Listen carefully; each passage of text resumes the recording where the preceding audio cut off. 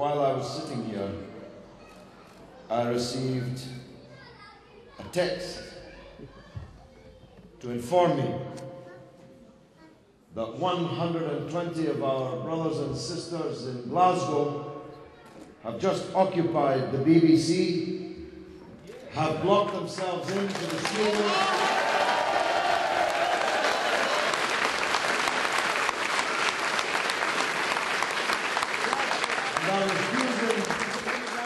are refusing to leave until the BBC broadcasts the appeal for the people of Gaza.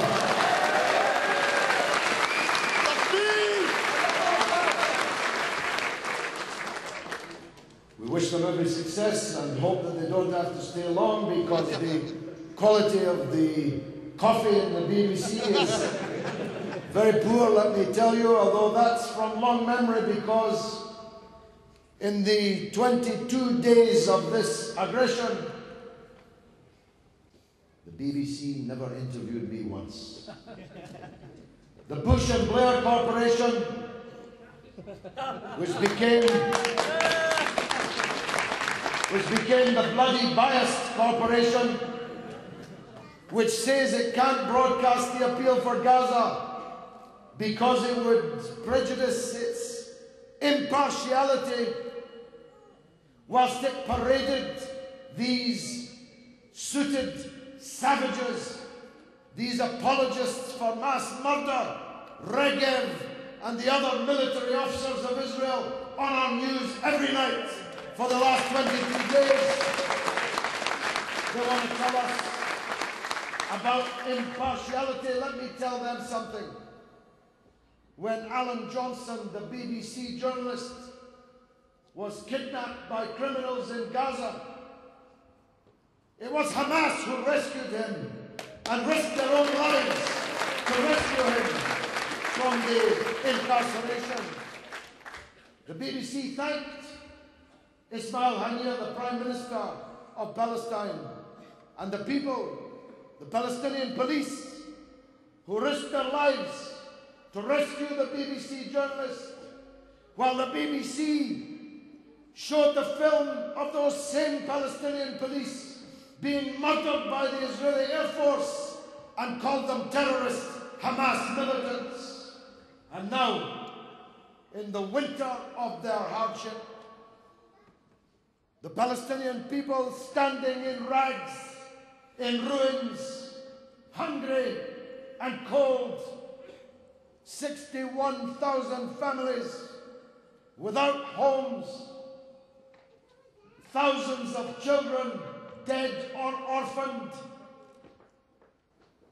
The BBC can't screen a 5-minute humanitarian appeal by Christian Aid and Save the Children and Oxfam unless it prejudices their reputation around the world. Let me tell the management of the BBC, who've stumbled from one miserable scandal to another, from Blue Peter through Jonathan Ross to this.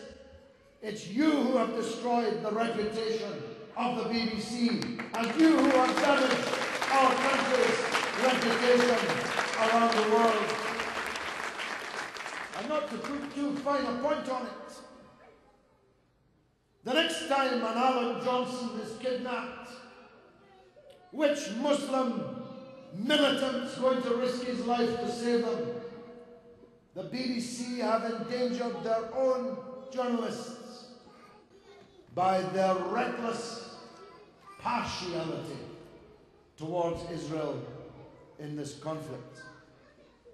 Having said which, I've only been on Sky once in the whole war. That has something to do, no doubt, with the celebrated now millions on YouTube around the world have watched the clash on the Sky News during the Lebanon war. Millions more have circulated it computer to computer. Anna Botting, whom I described as a silly person asking silly questions. Doesn't want to interview me anymore. But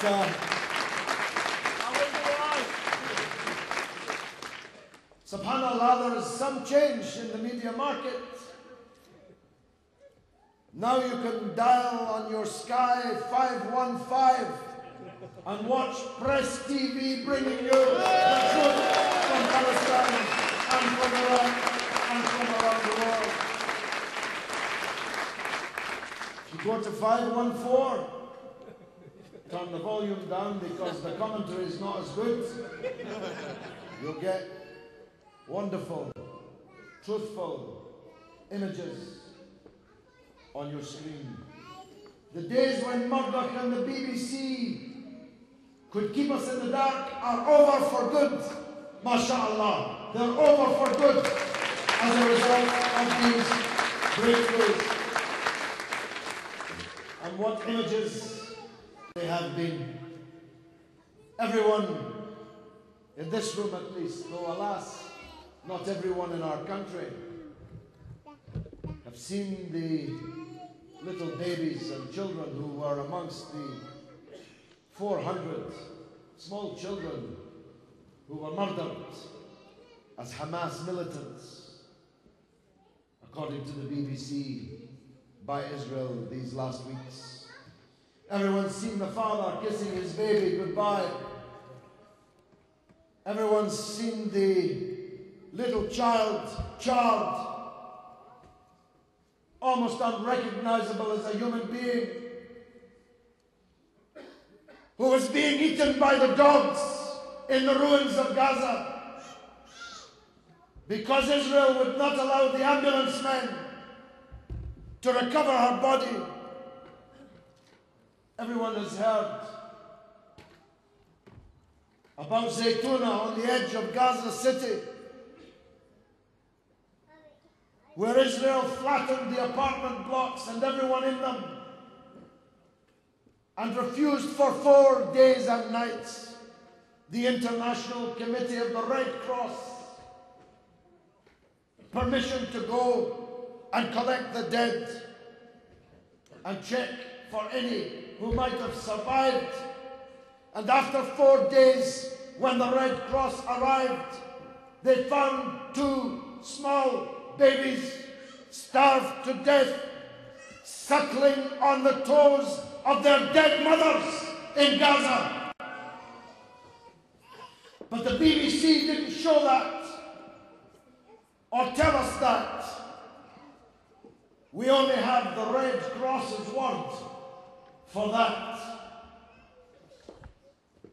This period through which we have lived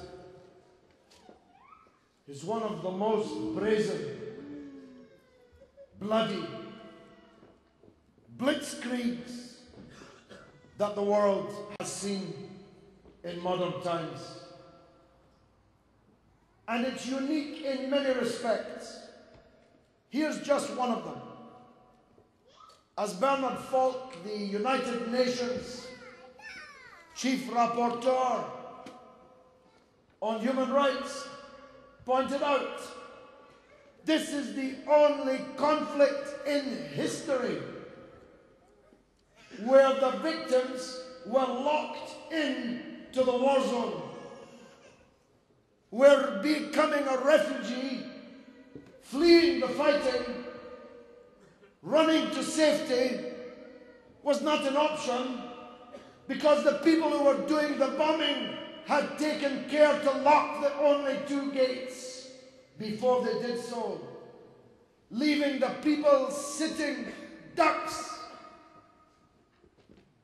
to a range of weaponry given free by the United States of America, so fearsome that much of it is illegal even by the very lax standards of the laws of war. There was one picture on Press TV which really ends the need for a war crimes trial, you know. You just have to show this video and it's a fair cop, Gov.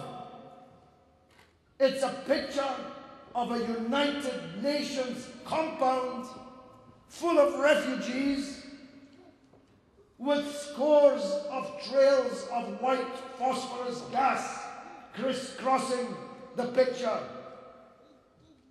You bomb the United Nations with illegal phosphorus weapons, and you want to plead not guilty to the war crimes allegations?